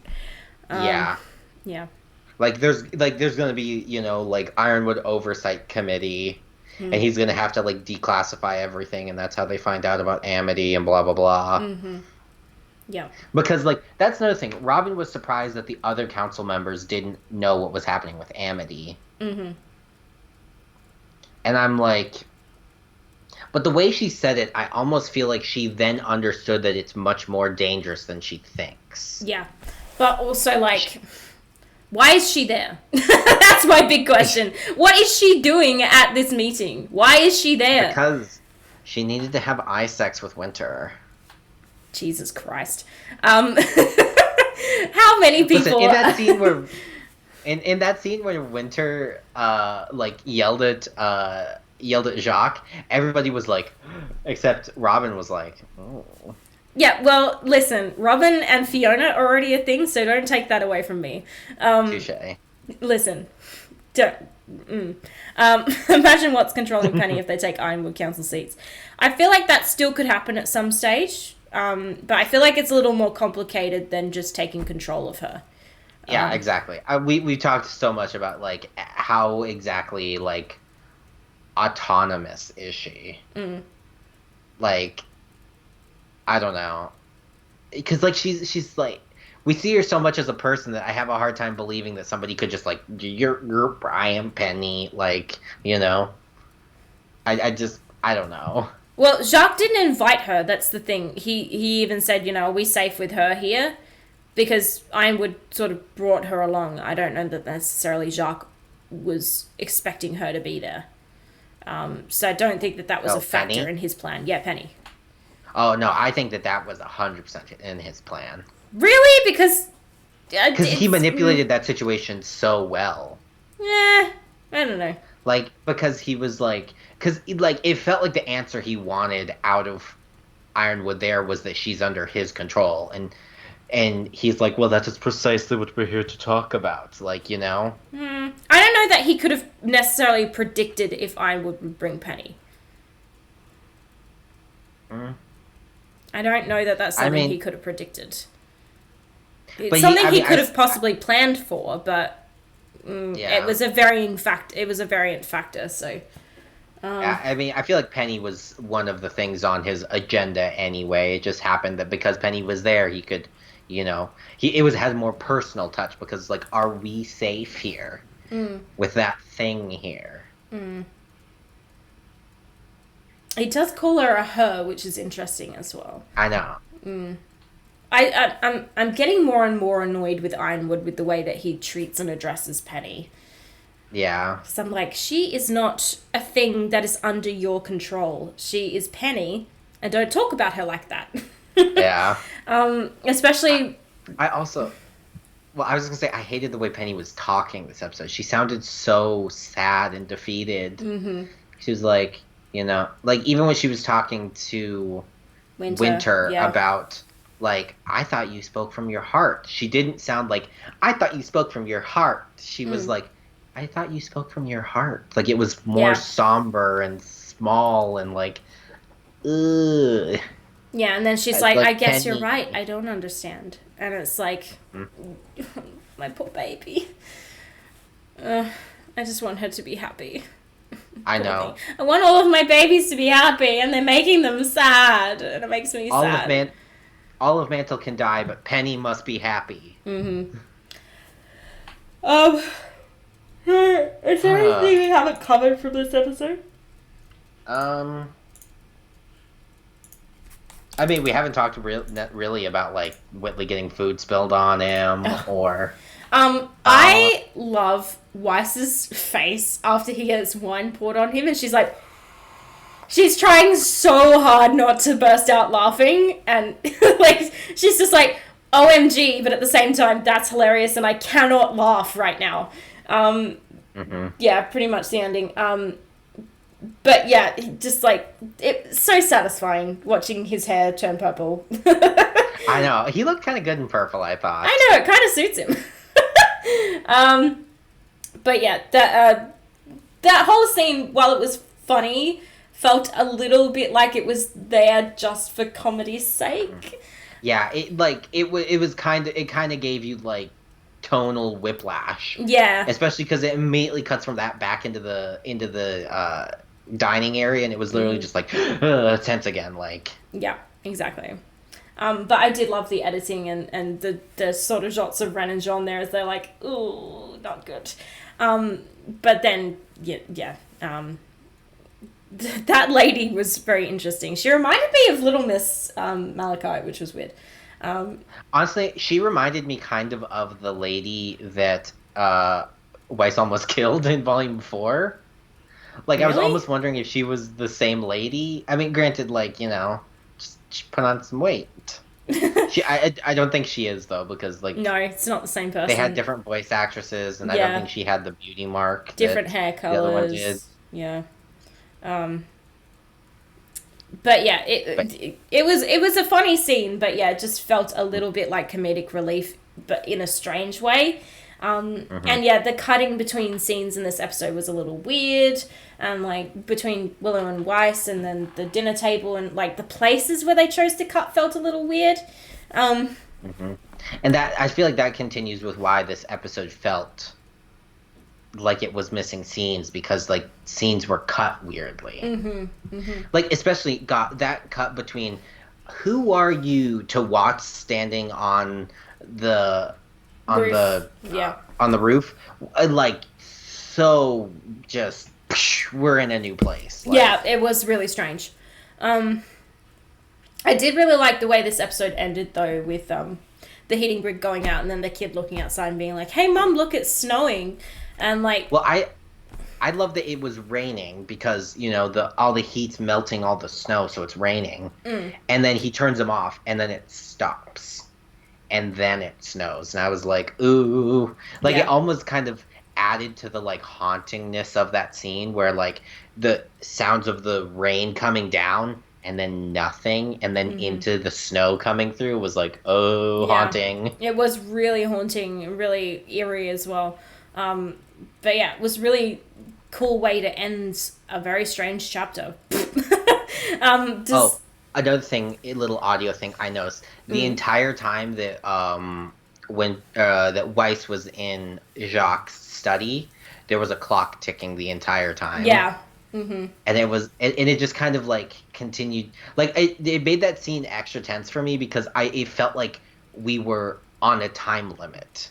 Like, like I almost wondered if the second Weiss walked in, if Willow hadn't like contacted security or something, because it felt like there was a time limit to how long she could be there, and that didn't end up being the case. I think it's more to add tension to the scene, because there's nothing that makes you more anxious than the sound of a ticking clock in a quiet room, because it's all you can hear. And it's like, once you're aware of a clock ticking, you can't be aware of anything else.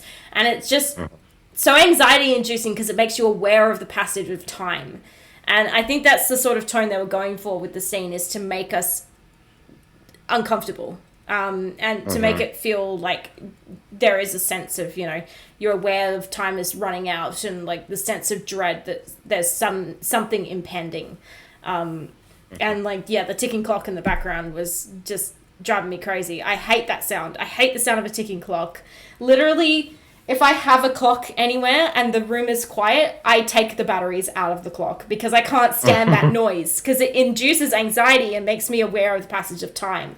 And I'm like, I don't want to be aware of the passage of time. Thank you very much.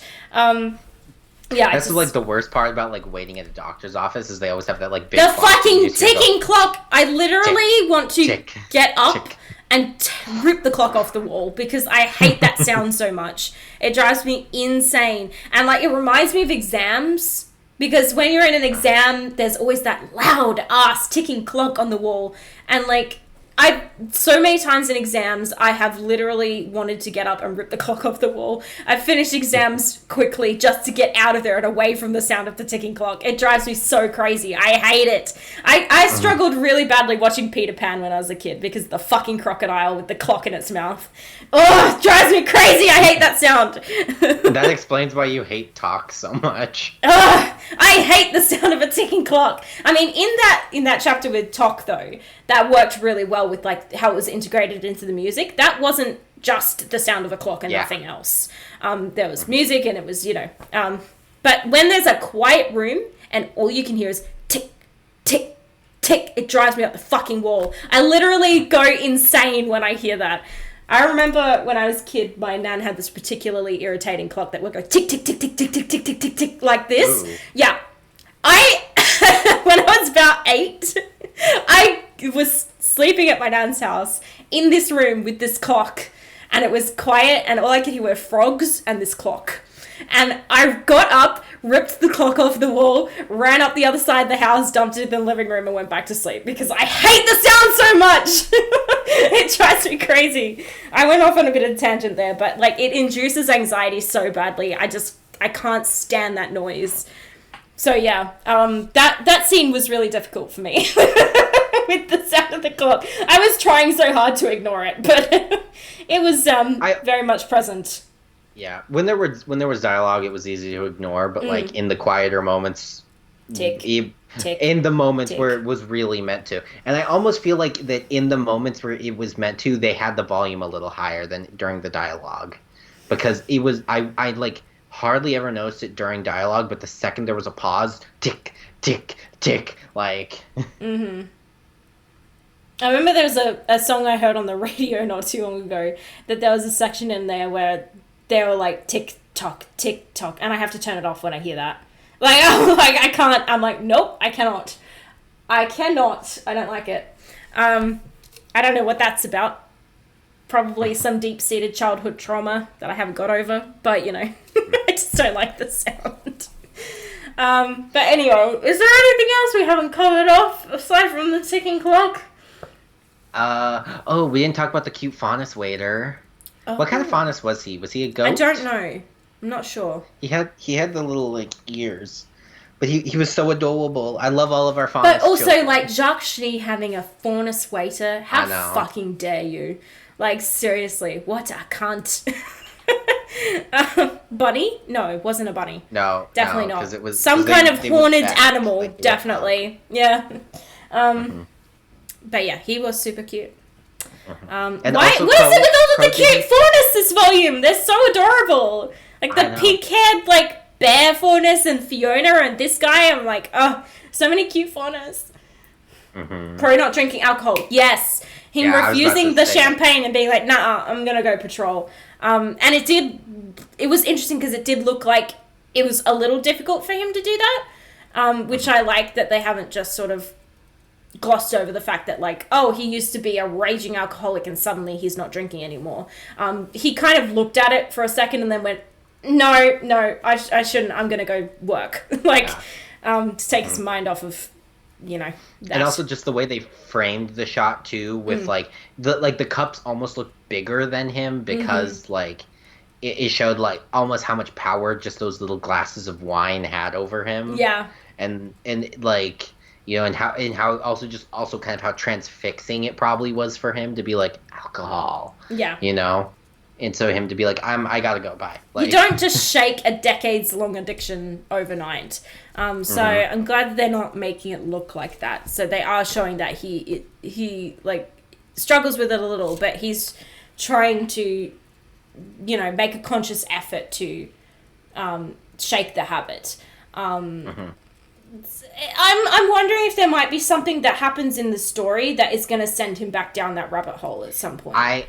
I think that would be a really good thing for them to like explore in the show is relapse and recovery. Because like again, addiction is hard. Yeah. Like you know, and like even that thing is you are never like an ex-addict, you are always an addict. And like if you are sober for 20 years, you that temptation is still there. Yeah. Like, you know, so it would be interesting to see something horribly traumatic happen. Maybe not. Yeah, But because if it's it probably were going to to involve happen, Clover if it does, and I don't like yeah, that. exactly. Or Ironwood, or just Atlas falling out of the sky, or whatever it is. Or any other And, one like, of his boyfriends. yeah, exactly. And Crow has a hard time dealing with it, and so he goes back to his, you know, his comfortable coping mechanism, and then having to like be like, no, I stopped doing this, you know, Yeah. and having to like recover from that relapse. Yeah, addiction is something that takes multiple tries to sort of get out of, and there's a reason that people go cold turkey on it, is because they either go cold turkey or they go straight back down the rabbit hole, and it's a vicious cycle that rinses and repeats. So, you know, I feel like him going cold turkey is the best thing for him right now, because if he, you know, it starts with one glass of wine and then it spirals out from there. So I think he's aware of that, and I think he's been in this position before. So will Crow reach a breaking point? Possibly. It depends on how the rest of the volume plays out. Something could happen to make him relapse. And I hope it doesn't involve Clover. Yeah.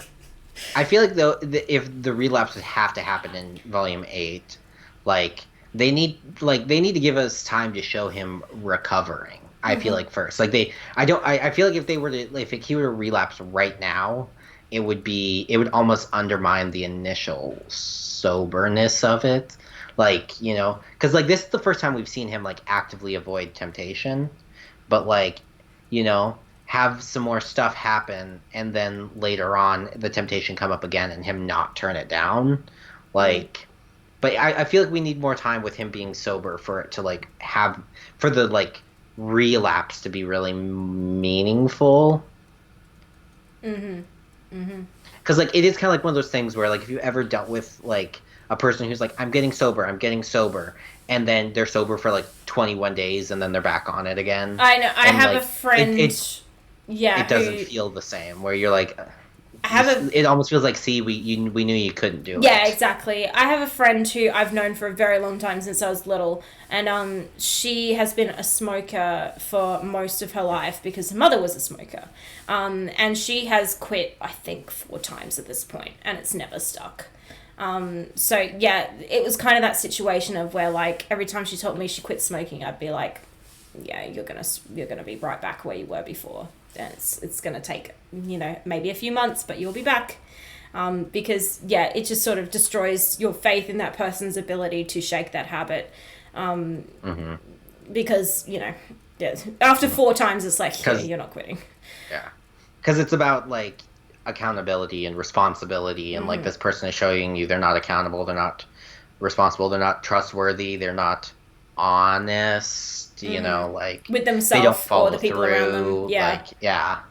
So it's like, even if you're like, you want to support them, but you're like, you've said this 4 times before and you haven't followed through. So, you know, why should I trust that this will be the time? Kind of thing. Yeah. But then they have to go and prove you're wrong. Yeah, exactly. And, like, people don't want to be around somebody who's suffering from addiction either, because it affects them negatively. Like, being around somebody who smokes, you're breathing it in, it's going to affect your health, possibly. It's also just not pleasant to be around. But being around somebody who has an alcohol addiction, we've seen, you know, how it's affected Ruby and Yang and all of the other characters in Volume 7, how Crow's addiction has affected them. You know, and like he was supposed to wake them up and he didn't, and they could have died because of that, because he was too drunk and fell asleep. And it's like, if you're around somebody who's addicted to alcohol, it's not nice to be around that person, because, you know, they can be violent, unpredictable, they can just be reserved, or, you know, nobody wants to be around somebody who is suffering from such chronic addiction. And it's really sad, because it only serves to worsen that person's condition. And and it only takes one person to sort of be the kind of catalyst that person needs to pull themselves out of that place. But it's difficult, and it's not going to happen overnight. And yeah, it would be an interesting thing for them to explore with regards, as you mentioned, to relapse and recovery. So yeah, I'm interested to see if at any point he is going to have a relapse. I mean, it'd be great if he didn't. Like, just have it be like. I'd love it if he didn't, but it's like he hit rock bottom and he's on his way up, and like if that like, because that's also that is a story, is people like they're like, it gets bad, and then they finally are like, shit, I hit rock bottom, and they're like, I never want to be there again. So they and that alone is the motivation they need to stay on their path.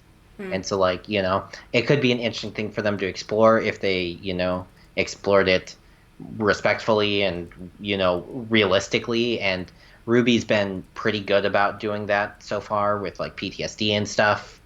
But, like, you know, or it could just be that, like, hey, he had this one thing and now he's good, and, you know, we'll maybe continue to show him, like, having to fight that addiction, but he doesn't relapse, and, you know. Yeah, but I'm glad that they are showing it in this way. More? Yeah, I know. I really don't want Crow to suffer. I want him to be happy. And I feel like Clover could be the reason for him not to relapse. So I feel like as they grow, you know, closer and, you know, keep flirting with each other the way that they are, I feel like that could be Crow's reason to not go back to that place where he was, and to continue to this path of self-betterment that he's currently on. It's interesting because I've been on both sides of the spectrum myself, not with addiction, but with, you know, depression and anxiety. Anxiety is the thing that constantly relapses, and it causes relapses in depression as well. And it's like one day you're fine, the next you're not. You're a ball of anxiety and you don't want to leave the house. And like, it's not necessarily day by day. It can be weeks at a time, months at a time. And I've also been on the other side where, like, in my life hit a point of absolute rock bottom and bounce back from that and be like, I don't ever want to be there again. So it's, you know, it's interesting looking at both perspectives and being like, having that one thing that sort of happens, you hit rock bottom from that, and then being like, I never, ever, ever want to go back to that place. And then also suffering from something like anxiety or something like addiction that constantly is a thing that comes back and is a constant, sort of, it's a constant in your life, and it never goes away. So yeah, it will be interesting to see how they continue to explore that with Crow, because I do want them to explore it. I don't want them to sweep it under the rug. It's interesting to see even little things like this where he sort of thinks about it for a half a second, then it's like, nah, not doing that. Let's go do something to take my mind off of it. Distraction is a good thing for somebody who is suffering from addiction, from anxiety, from depression. Distract them.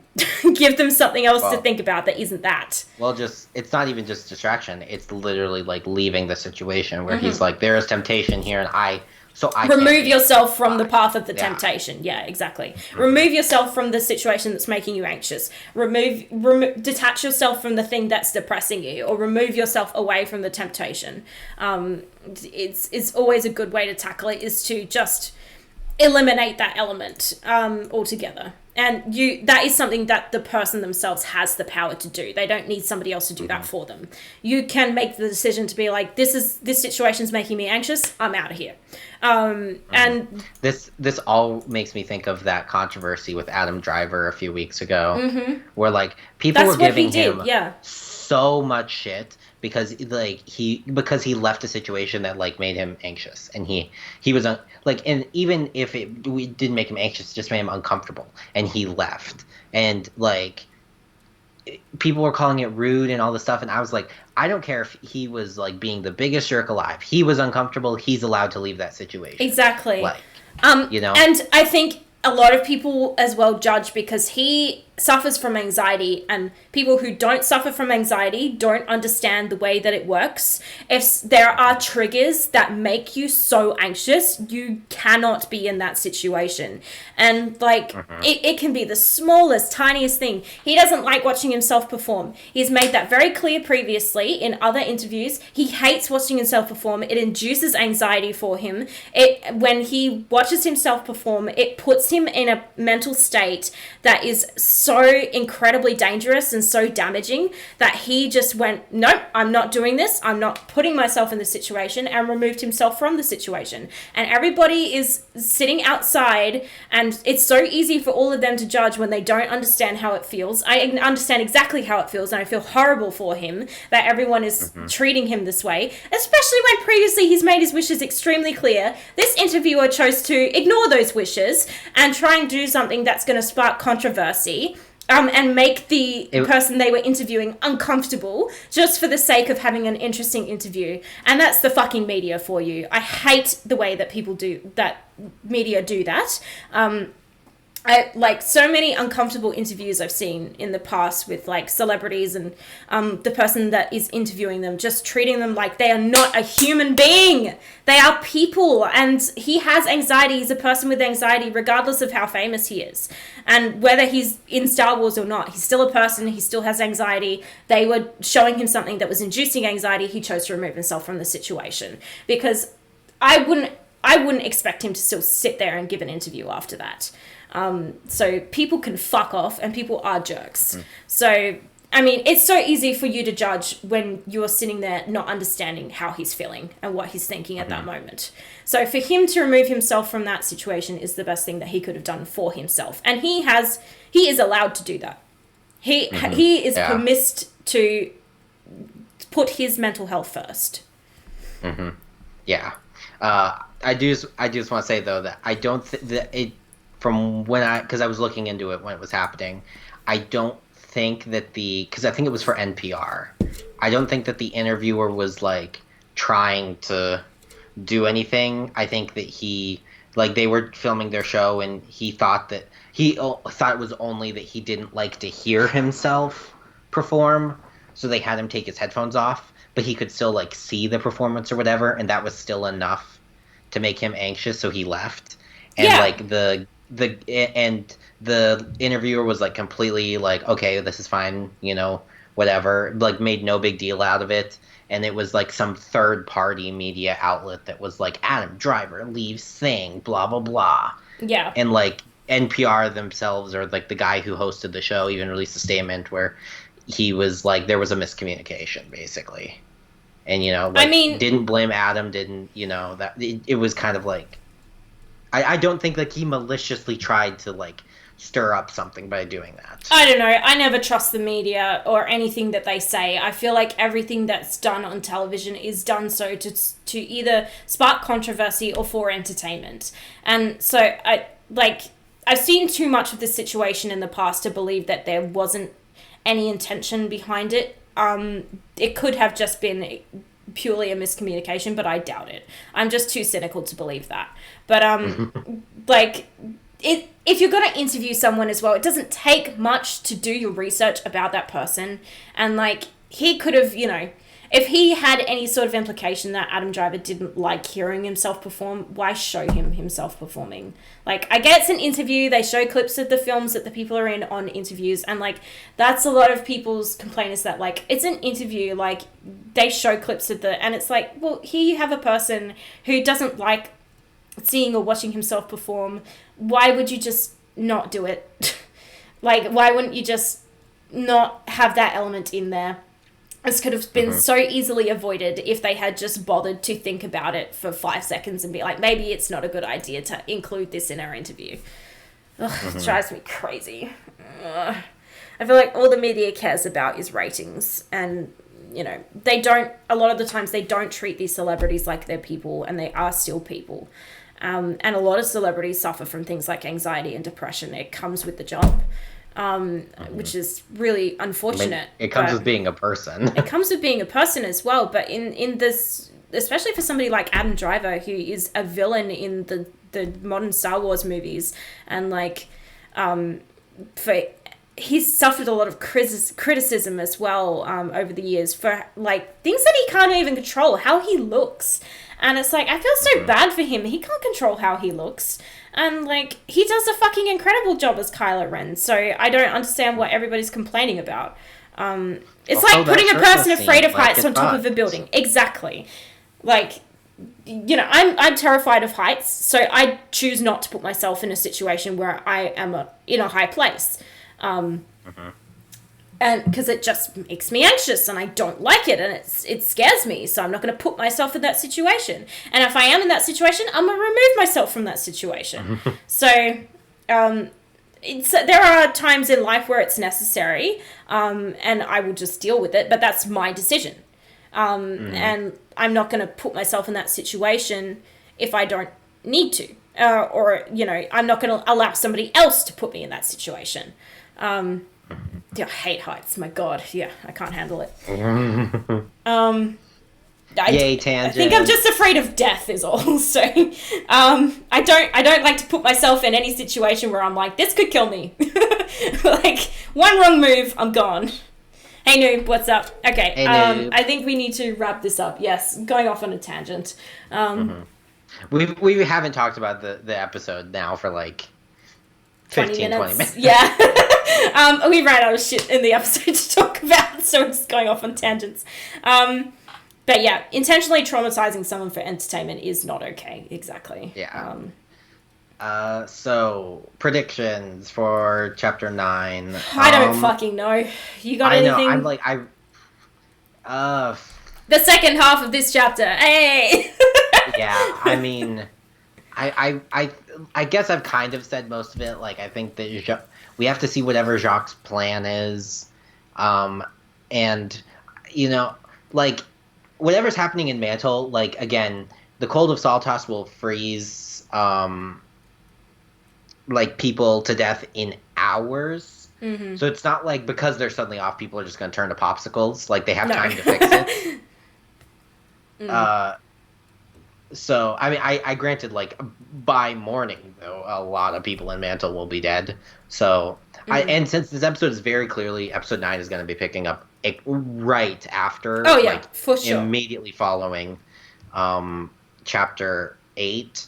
I think that, you know, that will probably then become maybe the major focus is like saving Mantle, I guess. Yeah. But like, I don't know. I'm also thinking that Ironwood will be the one to recognize Watts on Willow's security footage. Because even though they've kind of been setting up that to be Pietro's job, I just don't know if but we know that Ironwood knows who he is because of Pietro's comments about Ironwood picking the Penny Project over the other ones and blah, blah, blah. So I'm thinking that maybe that'll be the case, and maybe then they can start working on stuff, and maybe Jacques gets arrested. I think that's a little bit too much wishful thinking, though. Yeah, probably. They could try, but it'll probably be too late. Idea. Yeah, exactly. I think whatever they are going to try and do, they will be too late to do it. But yeah. Anywho. Yep, second half of this chapter, pretty much. Don't really know what's going to happen. Maybe that's why they set Mantle on fire. Because they need the heat. Burn it to the ground. Burn it all down!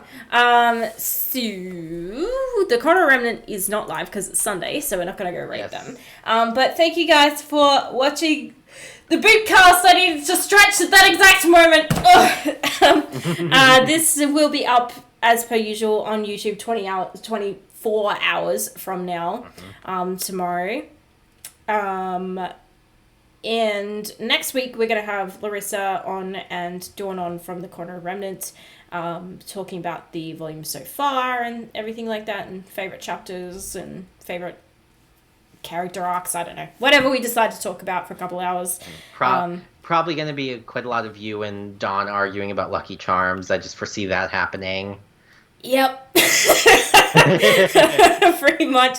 But yeah, that's going to be at 9 a.m. next Saturday at the usual time for the Boopcast because I'm not working that weekend. Yay! My next Saturday work isn't until like the 18th of January, so that's good. Oh my God. But and then I don't have another one until the next month. So yes, it was fun. Airing February 4th. Yes. Make sure to our last Boopcast. Oh my god, our last Boopcast is gonna be. It'll be Valentine's Day for you. No, no, it won't be Valentine's Day. It'll be the No. 10th. What am I talking about? Ruby finishes airing for you. on the 1st of February. Is it? Yes, because that's the Saturday. So it finishes airing on Monty's anniversary. The 4th is January. That's what I was confused about. Never mind. So yeah, that's when that finishes airing. Our final Boopcast will be on the 8th of February. Can't speak.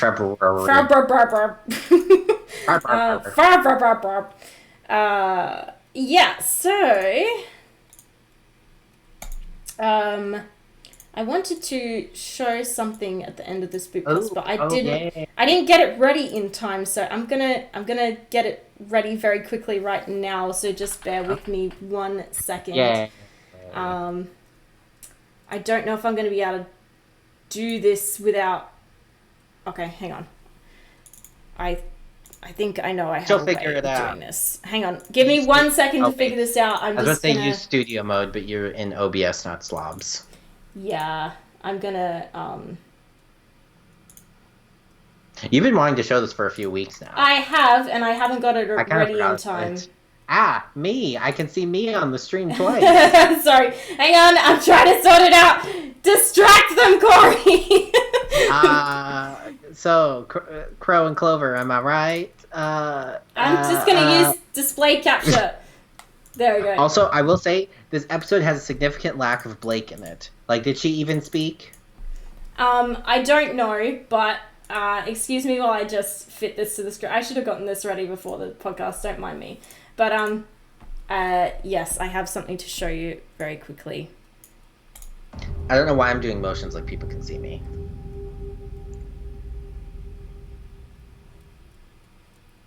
So that is just a little teaser I have for... Oh gosh, you can see the stream overlay! Remove it quickly! The illusion has been killed! I didn't mean to minimize that, my bad. But yeah, so that is a little teaser for something that is coming in 2020. I can't give you any details yet. I am going to post this on Twitter again. I did post it on Twitter a little while ago, but I'm going to post it on Twitter again. I will let you guys know that there is a very well hidden hint in that short teaser as to what it is.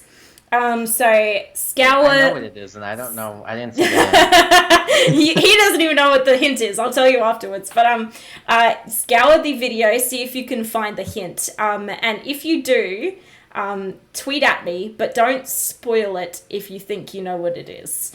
So tweet at me because tell everybody. I might run a competition once the thing does release for the people who guessed what it was before it releases. So I might run a competition for a game code or something like that. So yeah, if you have a look at the teaser on Twitter and you figure out what it is, tweet at me, but don't spoil it. If you spoil it, you'll be out of the running. So just sort of, tweet at me. You can direct message me to see if, if you're right, but I'm not going to necessarily tell you if you are. So I will make that decision on a case-by-case basis depending on who it is and if I can trust them to keep a secret. But yeah, that is coming in 2020. I will have more teasers to show in the coming weeks. It is currently being worked on and I'm very excited to show it to you guys. But yeah, that's going to be next year. I'm not going to say the release date yet because it has not been finalized. Yeah. Okay, so anyway, we better wrap this shit up. Thank you guys for watching the Boopcast. We will see you next week. Goodbye, everybody. Goodbye.